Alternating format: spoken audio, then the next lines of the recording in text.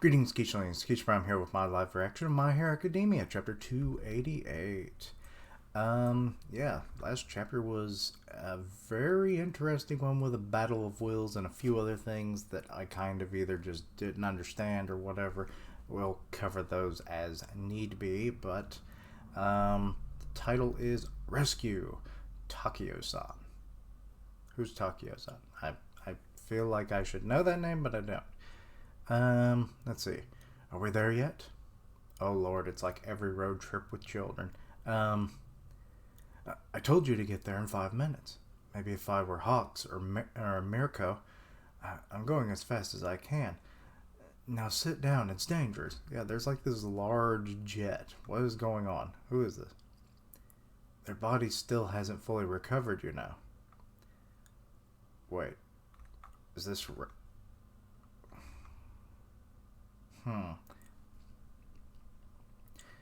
That's to say there are still lives being lost at this very moment. Don't change the subject. Please sit down. What's going on? Okay, that's an interesting quirk. It looks like wheels on their legs or something. With there's a dude swinging. Or Spider-Man-esque. The heroes are those villains? They might be villains, who knows. At this rate, he's heading straight for Nabatu City, 100 kilometers per hour. Isn't that way too fast? More accurately, he's too big. Plus his insane durability. Yes, that's also an issue. His attack power, his durability, his general size, yeah, everything. He's clearing through those buildings as if he's a mole burrowing holes. The debris is scattered in every direction, and the amount of damage is only made worse by the size of his body. There's an evacuation zone 5 kilometers in the vicinity. If the villain continues at this speed, we won't be able to keep up. We've got about 8 minutes. Then he'll be in the zone. The damage has already reached an unprecedented level. Okay, so the heroes are trying to do hero work while, keeping people alive, try to minimize the damage, evacuate people if all possible. This is our crime. These people are simply living their lives. There are lives at stake. Protect them even at the cost of your own. Don't let those people continue to suffer a punishment that is ours to bear. Oh. Okay, and here's Skeptic. I always forget his name, but I actually remembered it this time. The heroes are approaching. I almost thought they weren't even on Giganto's back for a second because of the way that those spikes have kind of formed. It looked more like they were somewhere completely different. A satellite? Is that where the video's coming from? How convenient. Yes, he's got his laptop, his ever-present laptop. You're embarrassingly behind the times if you think this is impressive. There aren't as many back at the villa, but there's still a good number of them. We need to plan ahead to their movements. Depending on what they bring, we'll strategize accordingly. Okay, so he's seeing the heroes coming, and he's going to try and plan a way to sabotage any efforts they may be able to put forth. Ah, good. Go up and zoom and enhance to the long-haired girl. Wait, long-haired? Oh no, Uraka. And that kind of got Toga's attention. Is that really how you ask others to do something for you? Yep, it's Uraka. Or no, wait, there's also Tsuyu as well. She has even longer hair. Heck, it's actually so long and she's still, folding it over. These kids, speak of the devil. Uh-oh, Toga is getting excited. Mister, my gear, hand it over, please. Wait, don't suddenly crowd an old man like me. It's embarrassing. Hurry, Uh-oh, she's being equipped. All set. To be honest, she looks surprisingly in good health. Given, everything that happened to her prior. Wait right there. Crap, I shouldn't have, identified those UA kids. Yes. You know her weird, addiction to them. Don't go down there, it's dangerous. This stifling feeling inside of me feels awful. So I'm going down to ask her my question. Oh. But now's not the time for this. You too, Dobby, don't just stand there. Say something. Not my problem. Of course. He's like, Endeavor's my problem. Hey, you ignored the sideshow. Hurry up and get this started before I fry you. Honestly, you people are so even skeptics getting involved. And there's Spinner, Toga. We're all just a bunch of strays that just happened to meet by chance. You're not the only one who's enraged by what happened to Twice. Oh God, is he going with them? Or with her? Hey, what we have right here was what he called home. The boss will probably like to see us together. I mean, maybe. I could see that being a thing. Our brand is to let folks do whatever they want. But just make sure you come back to us. Oh, and she's smiling. I do like their camaraderie. Uh-oh. There's a rock and she's floating in the air. I see the huge villain. He's fast. Oh God, are you right in his pathway? Accelerate evacuations. Please run outside of the villain's proximity. Or, what? That's not proximity. That's I don't know that word. I've never heard that one. There's still people inside the building. Split up and rescue them. Okay, so you got Tsuyu and Araka. They're heading up to the building tops. I can't identify. Oh wait, there's what's his name? It's the guy that can like branch out his limbs and stuff and make duplicates of things. Why can't so many characters' names and most of them haven't really seen in a while. But most of them I can't identify. Your gravity, there's 3 people here. Roger. Okay, so they're actually helping. Suyu's getting them out, and Araka will be allowing them a safer way down. Froppy! Oh God, there's a chunk of debris heading right. What? Who's that? What? But people are running. The guy has like some kind of fluid or whatever, or a solid mass of something that he created. It kind of looks like Cementos or that glue guy from Class 1B, but it's not him. I don't think that's Cementos anyway. But they're blocking it so civilians can get away. Sorry for being rough. Oh, Uraka actually grabbed the... Wait. Is that Uraka? Surely not. No, it couldn't have been. But she got them with her little grappling tool and kind of flung them away. There's no problem. You really saved me there. You two over there, help me. Eee. Okay, so another person calling for help. My husband was sleeping earlier. He can't move quickly on his own. Also, it's an elderly couple. Araka's like, he's getting close. He's already over there. Our house is this way. I feel like this is a trap. This is definitely a trap, isn't it? Because you're going into what looks like a dark, seedy alley.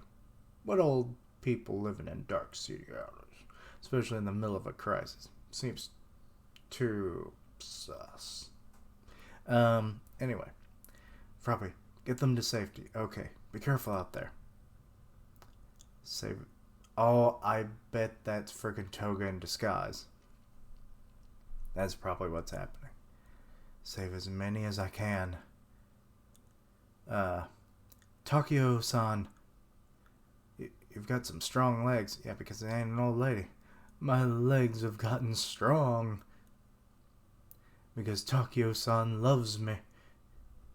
It's alright. I'll save him. Yep.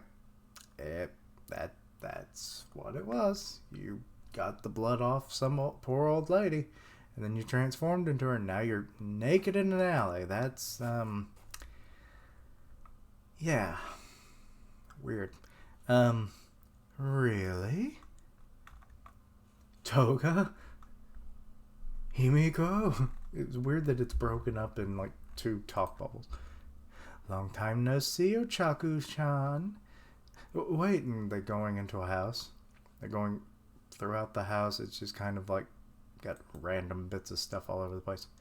I also want to talk with Suyu-chan too. Since Suyu-chan is a cute and precious friend, I want to talk with Izuku-kun as well. Izuku-kun is always a bundle of injuries and broken bones. He's so cool. This is kind of like some kind of horror level shit right now. Because, like, we're in this dark house, and, like, she's just kind of like, I'm leading you to a trap, you're very doomed. But then, when you get crushed by Giganto, I will be able to suck up all your delicious blood. Very, very horror game kind of thing. Ochaku-chan is cute, so I like you too. I want to be like Ochaku-chan. So tell me, Ochaku-chan, the fact that you have to say her name so damn many times. Uh-oh, she coming in with that knife. It's like, can I be you? Let's see. What would you like to do with me? Oh, okay, well, now we've gotten a little creepy romance in there now. Like to see you behind bars. Chained to the wall. You dirty. You did all this just to ask me that? Did you take blood from that old lady earlier? Did you kill her? That? I was holding him in my arms. Okay, flashback to the Chisake arc. I'm going to save as many people as I can. Toga Himiko, if you get in the way of my goal, then I will arrest you right here, right now. Determine Araka. Best Araka. And she's just kind of like you're not fun today. Ochaku-chan. Anyway, that was the end of the chapter, apparently. Okay. That was good. It got creepy near the end, but it was good. Getting to, get some of the thoughts and feelings and stuff of the villains was really just a nice treat.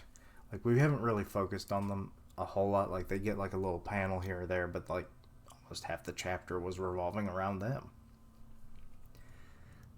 Now, as for let me continue my thoughts first. So yeah, like Spinner, he's like, I think the boss would like to see us all together. So like, make it back before we arrive. Like, makes me wonder. I know Toga can like copy quirks and stuff now when she takes on the form of someone else. So I guess that would be how she probably catches up, given he's going so damn fast. But yeah, so I guess that would be how that would be facilitated if Ochaku doesn't actually not debilitate her, but restrain her in some way. But I mean, time is of the essence, so I'm not sure what you would do with her if that was actually done. But now I'm starting to think of the dark possibility of Ochaku not actually making it out. And then the next time we see her, she's like, she makes it, to the main stage, as it were, with Izuku and all of them there. And then it's actually Toga and not Ochaku. And then it's like, oh, Deku-kun, or Izuku-kun, whatever name she decides to say in that moment to kind of keep up the charade a bit. It's like, oh, it's like, I've come to help, yes. Look, I can levitate the debris and you can jump off of it. Yes, isn't that great? Let's take down, Shigaraki together as heroes.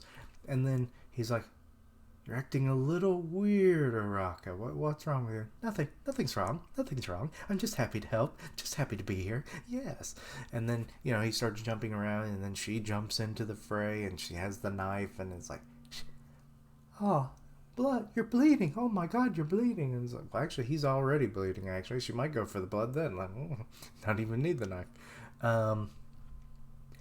And then, it's like, wait, why do you have such a fixation with blood? And it's like, oh, it's because I'm not who you think I am, silly, kind of deal. And then reveals her true face, like she just morphs the face. I feel like she could just do that. And then he kind of freaks out and it lowers his concentration for everything that's going on in that moment. And yeah. But, so that could play out that way. Because this arc is definitely just seemingly getting worse and worse for the heroes, so wouldn't surprise me if that happens. Or she starts trying to take out the other heroes that are there, especially the ones that are wounded but not dead. So, I'll get their blood samples and then, Deku-kun won't know who I am. Something like that. That could be interesting too, but that would also be very disheartening if any of them actually died. But yeah, so that could be a thing. But it was good to see all of that developing with the heroes. Compress, you really shouldn't have given her equipment. You knew what she was going to do once you identified the kids. But whatever, what's done is done now. But yeah, that whole horror show bit at the end, it's what it felt like. You just go into an abandoned home. It's like everything's just kind of messy because of all the shaking and stuff from Giganto in the area. It's like, yeah, it's like any generic Japanese horror game. That's what it was.